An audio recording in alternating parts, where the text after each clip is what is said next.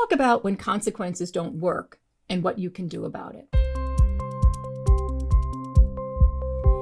Just in that sentence alone, I want you to think about it. If the consequence isn't working, why do we continue to use the same consequence? For years, we've had rubrics in our systems. If you do this wrong, you get a detention. If you do this wrong, you get suspended.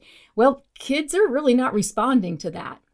I taught high school years ago in a system where if you really messed up, you got a Saturday morning detention. So you had to come to school on Saturday morning.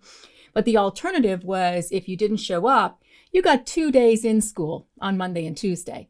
Well, kids figured out pretty quickly, I don't want to go on Saturday. I'll just go Monday and Tuesday. So in some way, they kind of own the consequence. So in order for consequences to work, we want them to, number one, be connected to the behavior and teach a skill that's going to alleviate the need for the behavior. All right. So we want them to really reflect on what they've done, not just kind of punish them by, here's your detention. I'm going to give you an example. If a child really kind of messes up, creates a big mess, let's say in a common area, the hallway, the bathroom, wherever it might be, and you know they've done it, you've kind of caught them red-handed, if you will, we can give you a detention, we can give you a lunch detention, we can send you to the office to talk to the principal about it. But here's what could really work.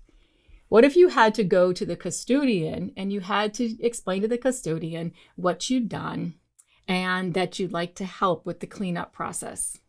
Now you need adult guidance for this, but the most effective part of that consequence is going to be going to the custodian who might have to clean this up and explain to them what you've done. And then you're really thinking about, man, what did I just do? So it's not so much cleaning it up that's going to be valuable. It's going to be having to own what you've done and explain it to someone. Thanks for watching. Remember to hit like, subscribe, and leave a comment.